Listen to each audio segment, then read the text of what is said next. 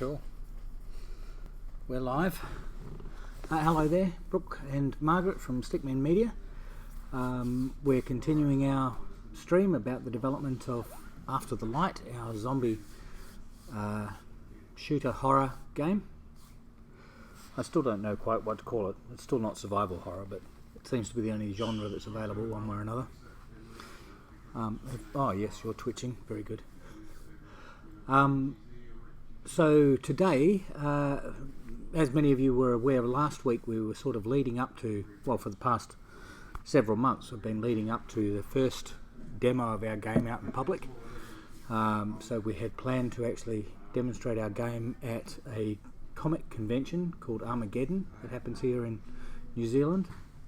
So it's sort of like a mini Comic-Con.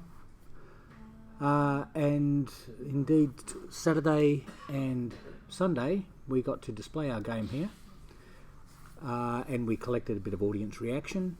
We had up some nice posters. We joined the lovely people at the New Zealand Game Developers Association on their stand, so and they were very helpful in both in getting people in and I don't know, just sorting things out really, and helpful feedback because they all had to play up the game as well. So yeah, that's what I figured we'd do today. So I guess first thing, do you have your have you shared your movies with me? That's probably the, not your movies, your pictures with me, because that's probably the first thing to do. And let me just pause that and put it on the right. Oops. I don't have any movies here. What on earth is that? Do you mean on Drive? Have to be careful what photos I show here.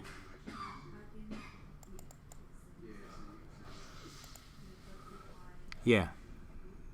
Did you put your photos on Drive, or should we just share them from Facebook? What should we do? I did put them on. Oh, they're on Facebook. The ones that are on Drive are on Facebook. It's probably easier on Drive. Right. Okay, so we should be doing these with...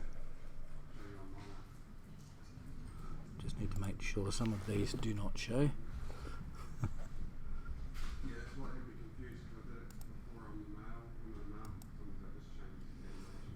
There was a Christmas one there of my family, not the best thing to pull up.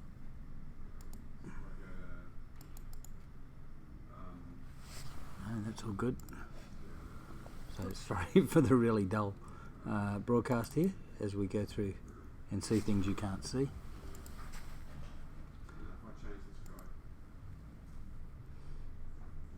Okay, so that looks like it's all going to work fine. So if I open with VLC, hopefully it opens in the right window. Yeah, there we go. Now let's just leave that for the time being. Alright, so yeah, so this was our little stand. In fact, we should show some pictures of how the stand was set up. There were a couple of technical hitches, I have to say. So we took the iPad with us to sign people up for testing.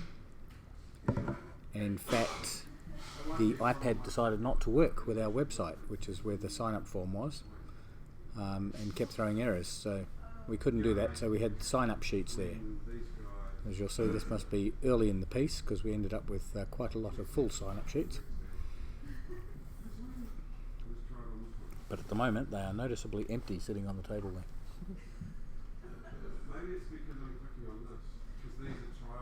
And we did take a stack of cards with us that gave everybody our social media links. So our Discord, our Twitch, Facebook, anything we could think of, the website. And you can see those sitting on the table there too. Yeah, this guy's blasting away at zombies. We got some good reactions. The googly eyes made all of them funny. The demo we set up, I think we took you through last week. Oh, you can see one of our posters in the corner there. That's one of the After the Light posters behind that guy whose name was Ben, was it?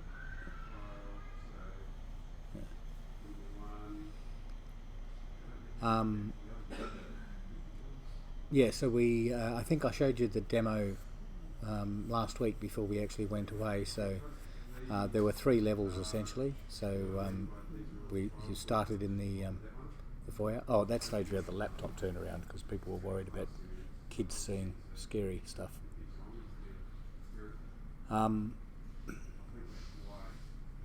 Then we had the fire level was first, so that was the big long ramp, so that's where people first got into the game. Then they had a go in one of the green bioluminescent areas, a big puddle of water behind. And finally there was the boss level, but without everything actually set up, so just a horde of zombies down there to shoot and lots of exploding barrels for people to play with.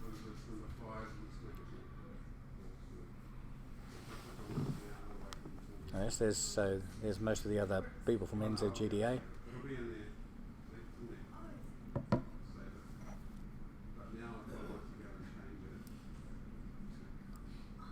So how long did it take to get through a level, Margaret? Oh, you mean all the levels? The whole lot, the 3? Yeah. As a demo, depends on how fast you shoot zombies, but most people maybe 3-5 minutes. Yeah, it wasn't, so we didn't end up with too much of a queue. We'd had sometimes 1 or 2 people in a queue and we could get them through rather quickly. Let me just go over here and kill that. And launch another. Oh, if I launched it with the right thing that would be good.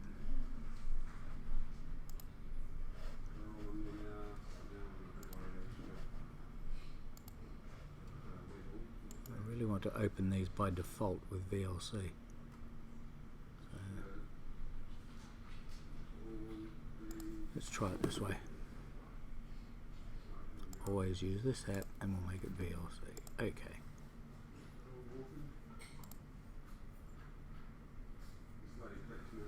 Right. So here's another guy. I think this guy was quite into it. He did the whole arms crossed thing at some point to try and shoot things on either side of him. Oh, we clearly didn't get much of him though.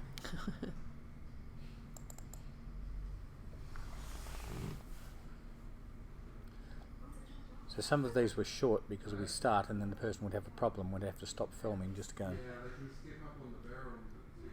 help them out. And mostly the problem was people forgot to turn the guns on at the beginning of a level. And because they were in darkness there, you sort of had to position their thumbs over the top buttons.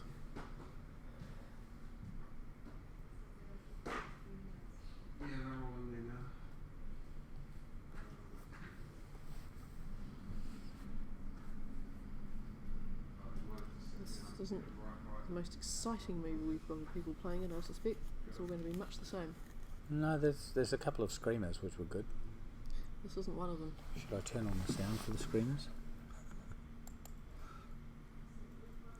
That would be really good.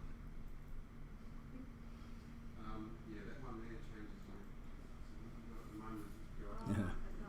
I wish I could hear it without actually affecting our own recording. Actually, when I see the one where I know she was a screamer, I'll turn it on.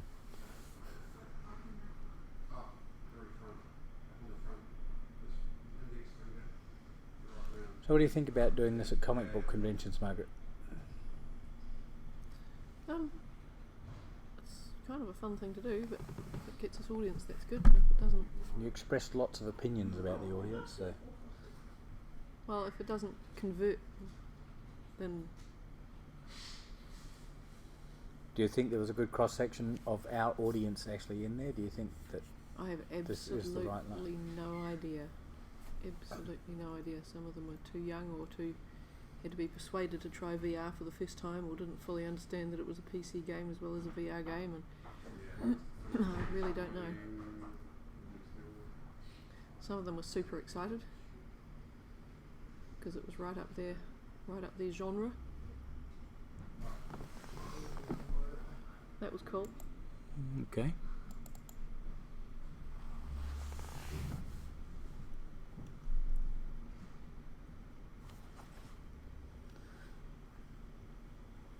I think we had a lot of people playing it just because they were keen to try VR for the first time.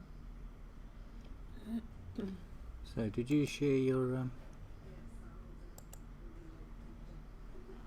No, I just told you they're all on Facebook. All the ones that are in the drive are on Facebook. it's just hard to get them on Facebook. That's all right. So would you like me to share them on drive? Probably easier.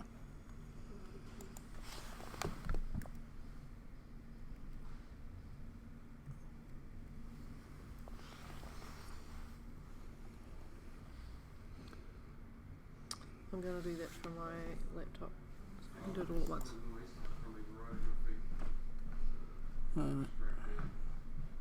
They all shared by after the light. Sorry? So you can do it on drive, It'll load another level in a few seconds.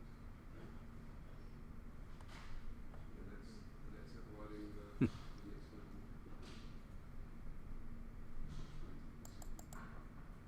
So I'll go through the same process now with the other ones from earlier.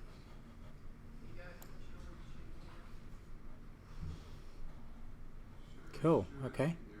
So that was just. Let me put this one back.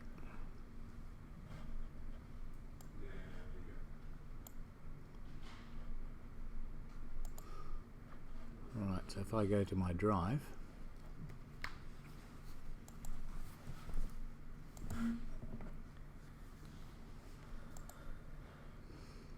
Try not to share the server details with anybody. Yes, please don't. Awkward.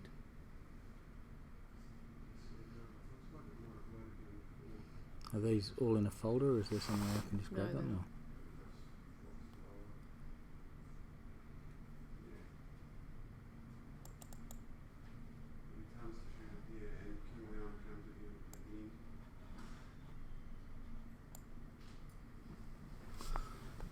Or? Right, okay. I really like the cosplay people playing in VR. Yes, actually some of the best movies we got to were with cosplay people. We had elves playing and all the rest of it. Streaming. Right, yeah, so this was streaming from Armageddon. That's hardcore streaming, however. Yeah, well they had all gear, didn't they? They looked really good. Yeah, so we found a few characters around. This guy from Star Wars, of course. What on earth was that? I don't know, it was a young cosplay convention. It's just this group of them, Sitting in the middle of the floor at that, all about 14 or 16, towards the outside. just sitting on the concrete. Cool. There we are. So somebody dressed up playing our game. And 7 of 9, who looks remarkably like my cousin Philippa. yeah, that's right. She seemed quite pleased that I picked you as 7 of 9. She should, because it was only the face that gave it away.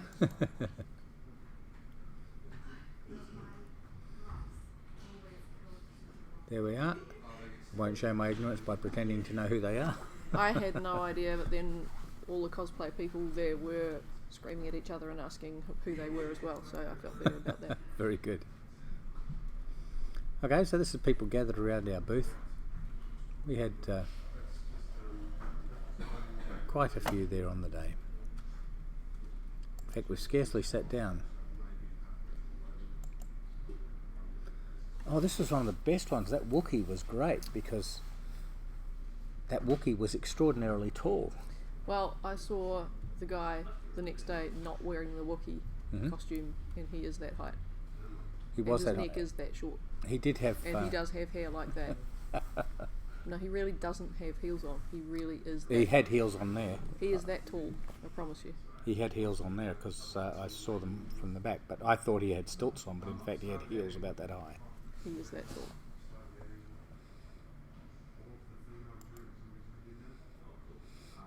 I don't know. But The two on the right are holding hands, which doesn't make it any more explainable. No. So not partners in the series necessarily, or in the whatever thing they're playing. And here's all the NZGDA guys and ourselves. So everybody here is a member of New Zealand Game Developers Association. And the booth that we're actually presenting in. So there are some interesting games there. One I never got to play, which I was so desperate to actually play, was called Tony Slopes, which is about riding a whale down a ski slope. May not be politically correct, but it looked funny as heck. I didn't find out where the name Tony came from, but it's great. Yeah. And that was Lisa, wasn't it? The girl in pink there had the game that was essentially activities in a rainforest, so really mellow sort of And virtual VR. reality game. Running on Daydream, I think. Mm-hmm. Called Flutter. Yes, that was called Flutter, that one. These were the guys around the corner from us, looking very serious. They were very serious. I asked for his photograph and he was almost too serious to let me take it. It's like, Jesus man, it's a fake gun, don't get ahead of yourself.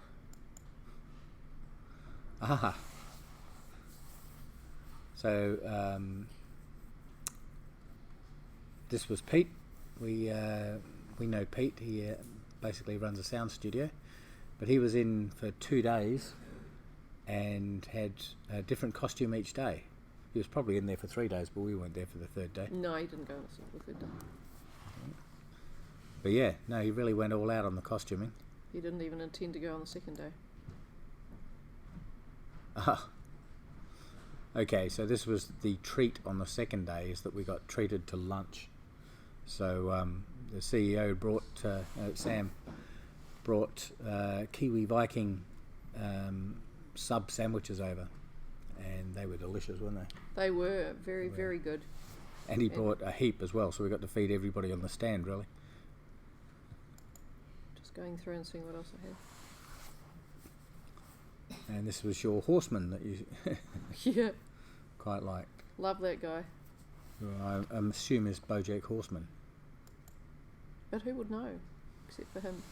Well, there's not many characters around that just have a horse head. True. Now this one I found puzzling. Since when the fuck did Vader give his fucking lightsaber to a chick to carry? Like, never. I don't know, he seemed pretty enamoured of her. No, he doesn't. He's not even looking at her. He's holding hands with her, though. And she's the one gazing up at him. It's a soft moment for Vader to be holding hands with somebody. Yeah, sorry, I'm not buying it. And she seemed quite content to carry the lightsaber. She seemed like his bitch. Oh, and there were a couple of Mad Hatters. Yep, 2 sets of Mad Hatters. They all seemed to quite fancy each other, which was a wee bit weird. Maybe Oh, that was right. just for the camera. Okay, well, they should have both been impressed with each other's outfits, I thought. Indeed. They look great. It's always odd though when later on they start getting uncomfortable with the wigs and what have you, and then they start taking them off and they look very, very ordinary.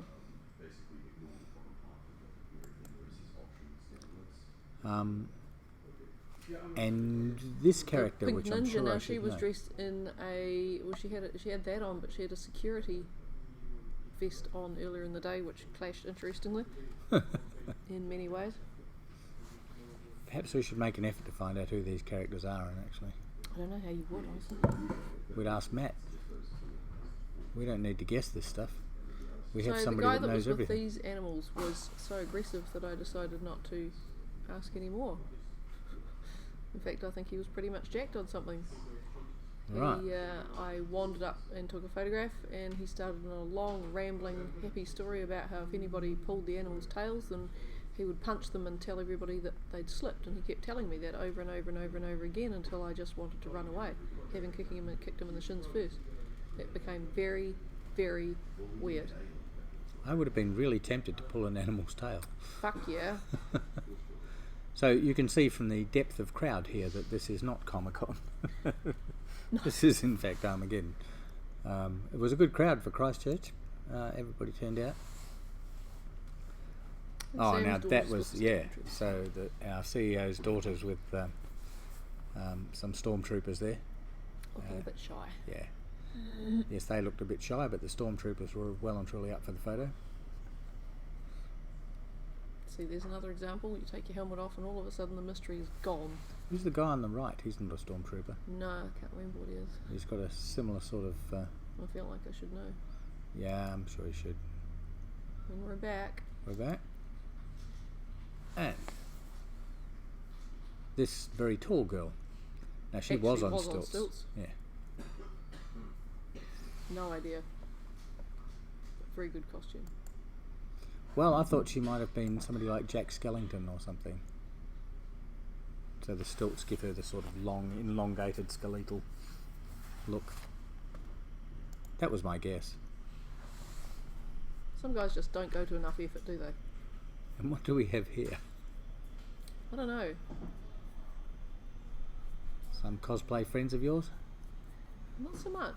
Right. But they, went to some real extremes.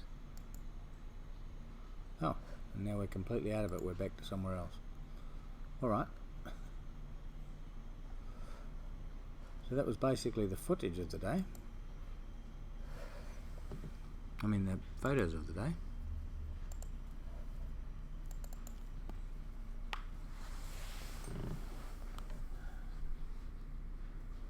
So apart from collecting a lot of names,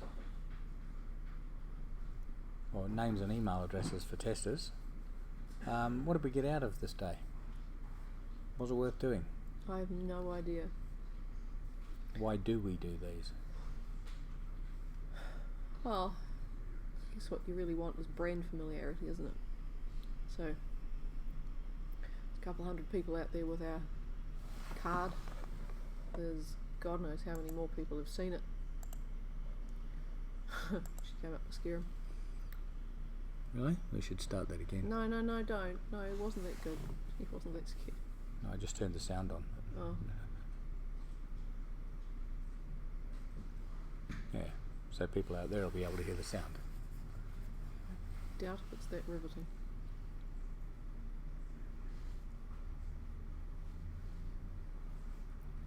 Most of the good comments were when they came out of VR and everybody stopped filming anyway. Yeah, if we'd thought about it. I mean, one of the things that we should have done for the day was basically have somebody there filming. We should have captured everything. Because we got lots of really scared reactions, we got lots of funny reactions, and mostly we missed them because we were feeding the people through. We weren't actually filming.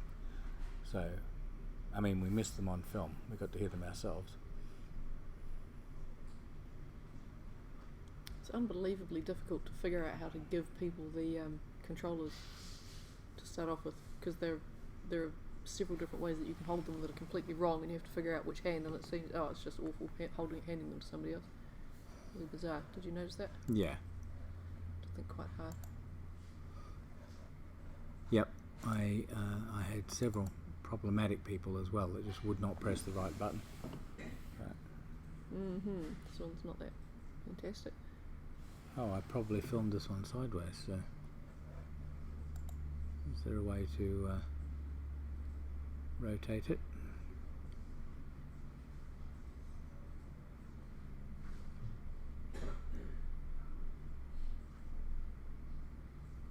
I don't know how to do that.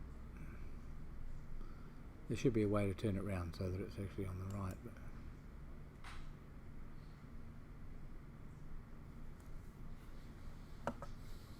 zoom, aspect ratio, crop, no, I don't seem to be able to turn that one around. I thought that guy's, because he was doing the double gun thing, so I thought I'd try and catch that sideways, but Double gun badassery. yeah. It's a bit weird to watch like this.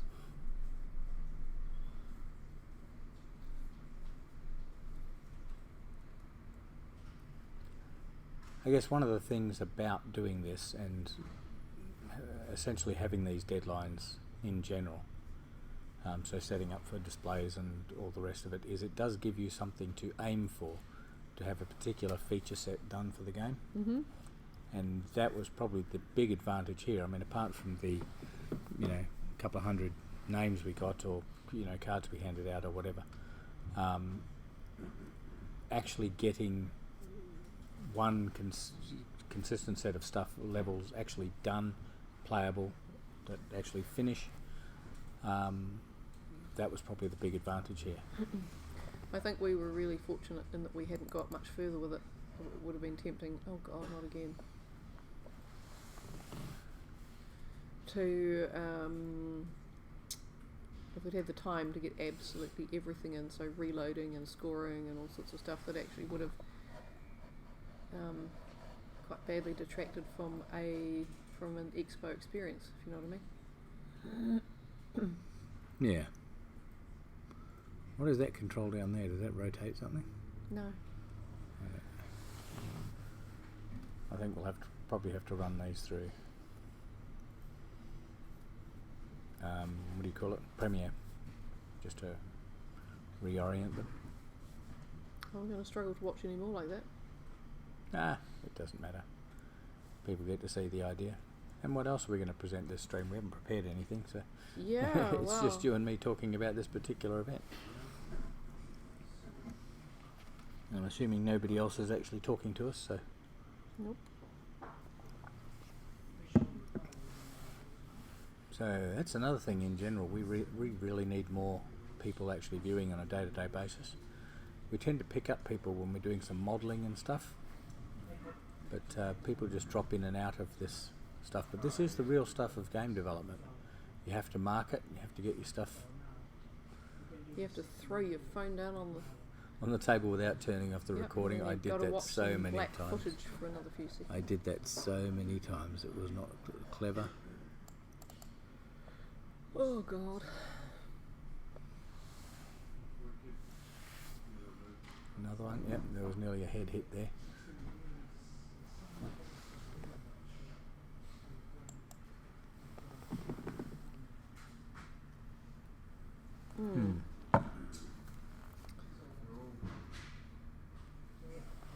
I'm going to have one more look to see if there's a way to actually rotate that.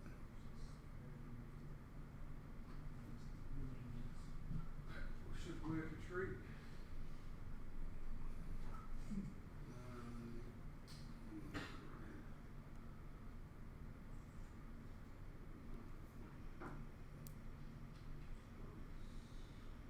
Yep. There isn't. I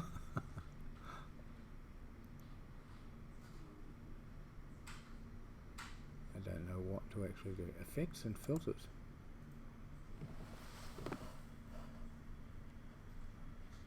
Video effects. Do you realise this is kind of weird on a stream? Well, it's all kind of weird on the stream.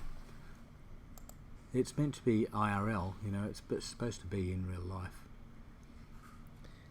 Yeah.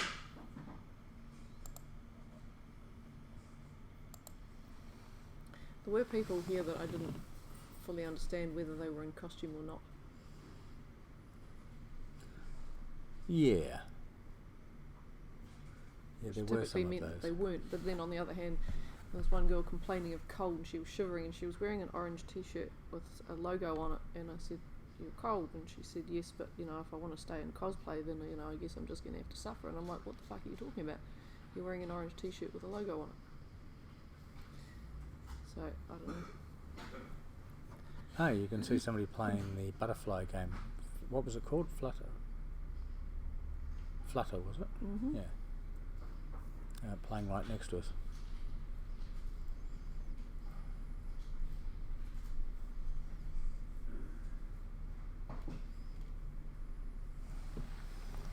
Do you have the footage of the girl in the orange top with long black hair? Long black hair and the orange top. She screamed a lot. I don't know. Probably not. I'm uploading that to Drive now, but it's going to take a little while. Cool.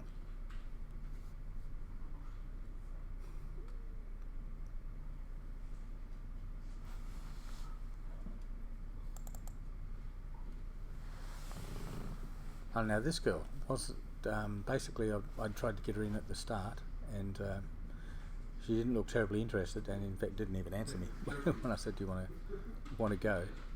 But then once her friend played, she was all anxious to actually get in there and have a go. But, oh, zombies! Away she went. So yeah, one of the interesting things about when you're on a stand, any tech stand, basically, when you're trying to get people interested, all the rest of it, you go out there, you hand out cards or whatever you actually do to sort of engage the person and talk to them. And some of them, this is a New Zealand thing. I've never seen this anywhere else in the world. But in New Zealand, some of them will just pretend they did not see you. Oh, I know, it's just weird, away, isn't it? pretending you have not spoken, that you are not there. Oh no, my favourite is when you say, "Do you want to play some games?" and they go, "No." It's like, yeah, okay, good. Not very unpleasant about it. Do you know what I found really interesting? I saw a pattern, I don't know if you saw the same pattern, is that the younger girls would all be like, "Oh, I don't know," or "I think I might be really spooked because it's always really, really scary," and then they'd get in and they would fucking thrash the zombies. Yeah. And the younger boys would be like, "Nah, fuck, I'm going to do it," and then they'd run away screaming. They'd be all gung-ho, Yeah. and half of them would just bolt. Hilarious, eh? It was indeed. Oh, you can see our sign-up sheets filling up there. That's a good thing. I was really pleased with how many people signed up overall. I'm really pleased with how many we can not read. Well, that is the difficulty of those sign-up It's sheets. really a difficulty. Should probably actually do it for them.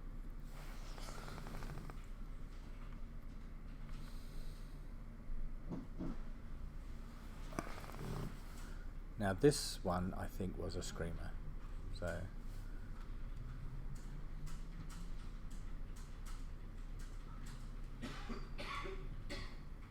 She looks a bit tense. I've no idea what our sound sounds like. Is it muddy? Am I coming across? There doesn't seem to be any desktop audio, so maybe nothing. All right, fair enough. Yeah, she did get tense, and when she found zombies underneath her and all the rest of it, she was more than a little panicked. But yeah, she's got the double gun thing going there. Fear sometimes does bring that out.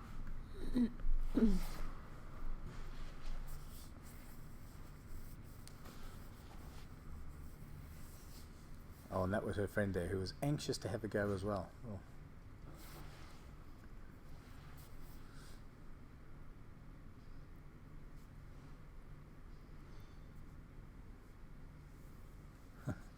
Standing in the way, about to get shot, but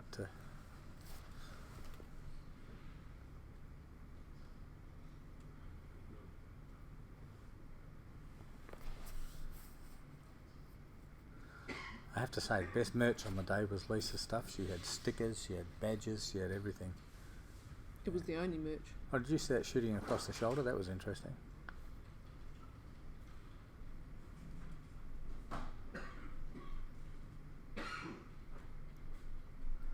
No, this isn't the girl that I thought it was. There was a girl also in a red wig who really screamed her head off.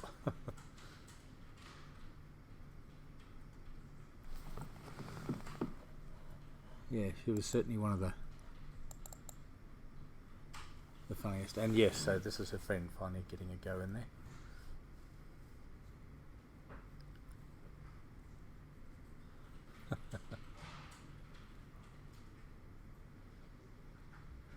And this was one of the things people kept doing, of mean things of the day, was to actually wait till somebody was in there and then tap them on the shoulder or grab them suddenly by the shoulders. And almost nobody cared.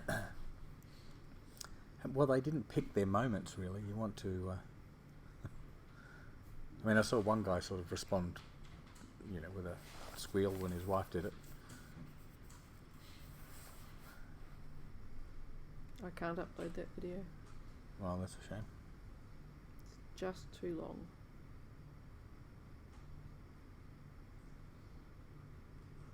Yeah.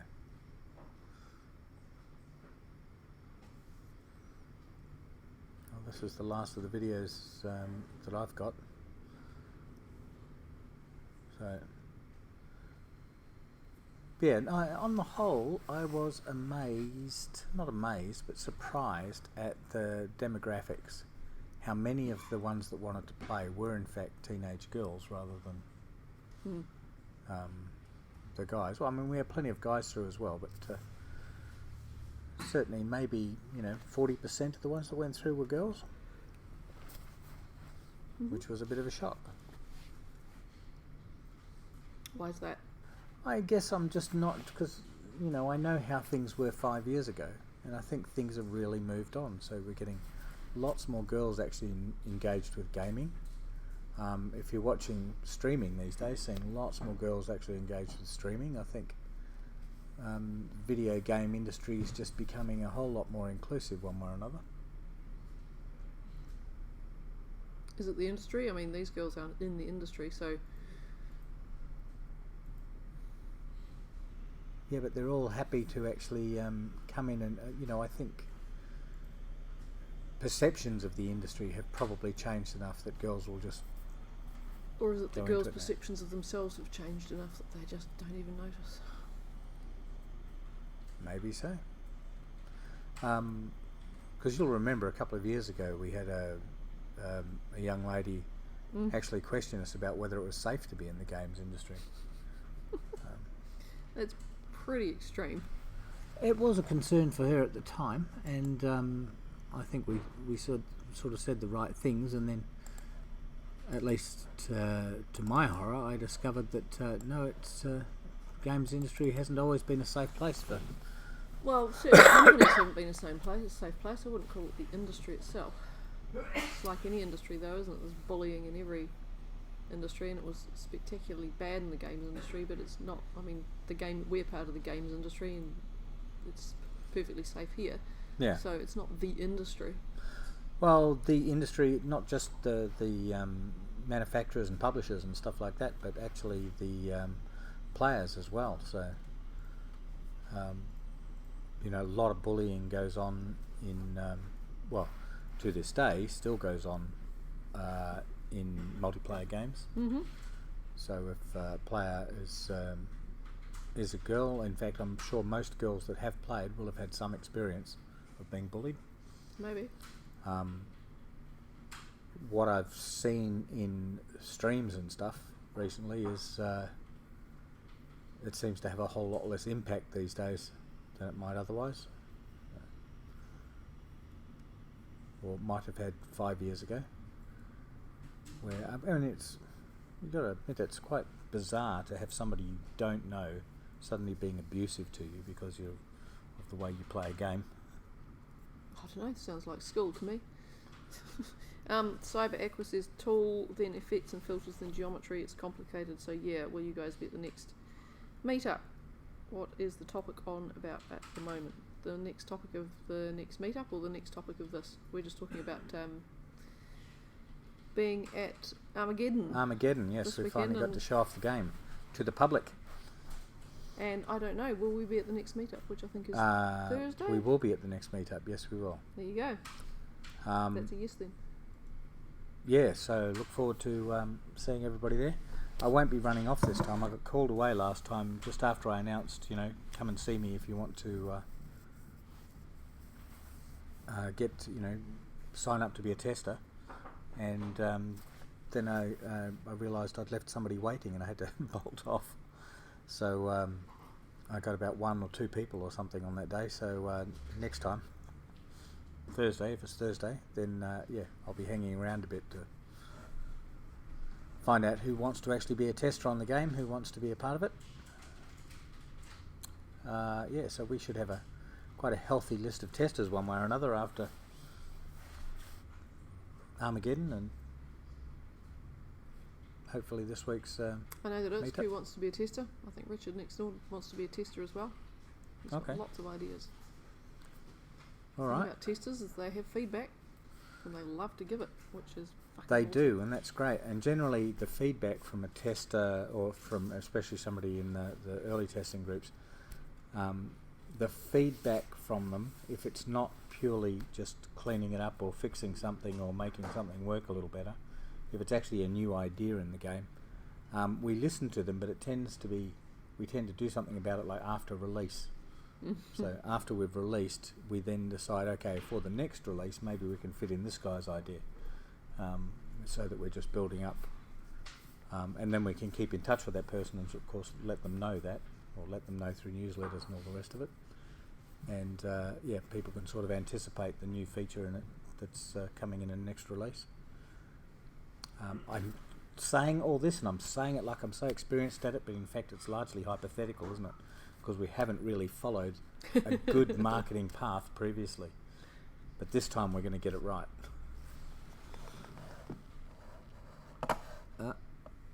Yeah.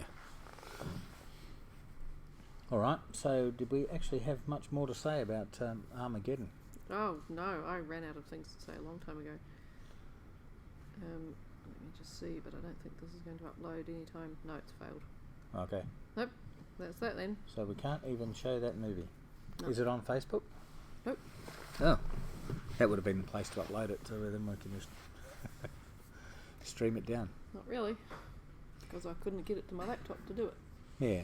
So as we mentioned before, one of the really good outcomes for this was that it did actually focus our attention and get us to get something made by a particular time. So you can't just work to the deadline of this game must be finished by X. You really need these intermediate stages where we've got to have some playable levels ready by X. We've got to have something else done by Y. We had, when we should have filmed it this morning, we had a meeting this morning where we decided on the next milestone. So what we're going to do for the next milestone is actually have some playable levels with full gameplay ready to show Sony, so that we can in fact get our game ID for releasing on PlayStation and PlayStation VR. So yeah, that'll be probably the next thing we focus on, unless there's something smart to be done for Steam. But yeah, if nothing else, then it's at least we're doing something now for Sony.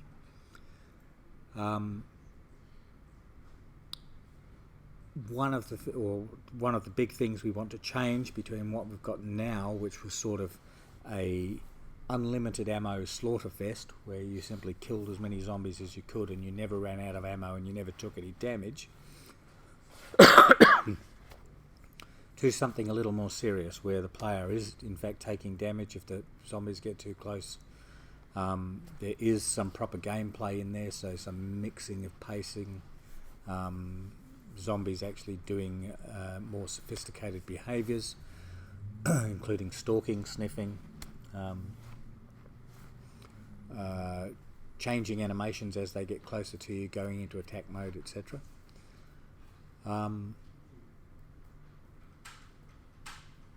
I guess we probably should do another local expo of something, so once we've actually got it ready for Sony, we should actually also be displaying it locally. Perhaps a game meetup, Cyber Aqua, perhaps a game meetup is the next obvious place to actually show some of that stuff off. So as Cyber Aqua says, currently is the game currently at alpha stage, or is just a VR demo? I would still call it pre-alpha until we've actually got some proper zombie behaviours in there and taking damage and scoring. I would say it's pre-alpha at this point.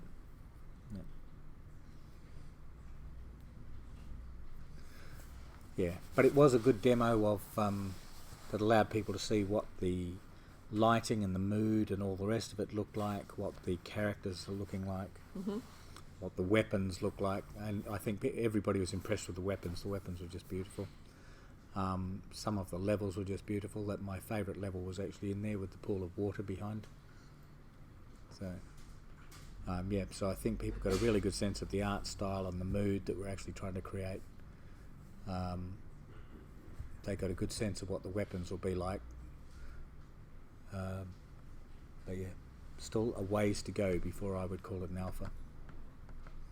Hopefully not a ways in time, hopefully not that far away in time, but certainly a few chunks of work to be done. And I think we have to start focusing more on, or less on the VR and more of the PC version as well, because it's awfully easy to make something fun and compelling in VR. But the larger part of the audience is going to be Well, PC players. one of the suggestions was that we do the opposite of what they did for Fallout, which is instead of doing a PC version and then releasing a VR version to as the ultimate experience, we could in fact release the VR version and then develop the PC version. We could, but I think Post-release. they will be. I think it requires careful thought. And I do wonder what the effect of that would be. So if people can get the VR version and the VR version creates a bit of a storm and people like it, if you then released it for people that don't have VR, they might be quite appreciative. Who knows? Yeah, I do not know how to predict that. I have no idea either. Maybe we need to talk to somebody in marketing to see if that's the way things could work out. Yeah, but in general you wouldn't release them both on the same day. That's typically not the way things are done. You would release with one and then with the other. What I really meant was that we need to start focusing on making the game fun for PC, because it's really easy. You have the immersion factor in VR and you have the scare factor in VR and the fact that they're coming behind you and you can get at them in different ways. So we need to really look at making sure that it's well paced and really exciting for PC as well. Indeed we do. Indeed we do. And that, I know we're about 13 minutes short, but that's about it, as much as I can think of to present today. There's really only so much you can say. And VR could reduce the amount of people playing it, since PC is over VR and VR devices are high priced for certain places as well. Yeah, exactly. Well, I didn't actually get that. You mumbled it and said it really fast, so tell me again. And turn up your ears. So VR could reduce the amount of people playing it.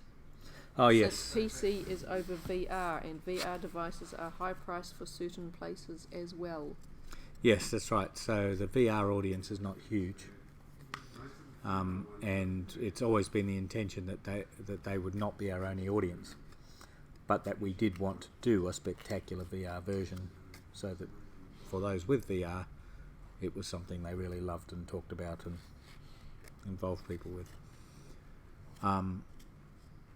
But yeah, we can't afford to ignore non-VR machines. There's just, that's where the huge chunk of the market actually is. So the game itself has to be really tasty in non-VR, as you point out. So good and mixture of we pacing. Haven't focused on that so far. Good difficulty. Yeah. Not sure what we do with how to do that, other than to take the headset off Lincoln so that he has to develop the PC version. Pretty much. That might be the way to go. But he does have to check, when he designs anything, he does have to check what it looks like in VR, because that's where all the flaws get shown. So. Although Lincoln's not really the gameplay, so maybe it's Diego. We make sure that we get lots of PC play. Yeah. All right, so that's pretty much it for today. So we'll see you all tomorrow. Hopefully we'll have a formal stream tomorrow where we're showing some modelling or Something technical. I think there was blocking of the grenade launcher or modelling of the grenade launcher. Should be ready to go, something like that. The grenade launcher looks pretty cool. I got to see the untextured version of it today. So maybe that for tomorrow. Here's hoping. So that's Brooke and Margaret finishing our stream on developing the game After the Light, the zombie horror game. And we'll catch up with you tomorrow. So bye for now, everybody.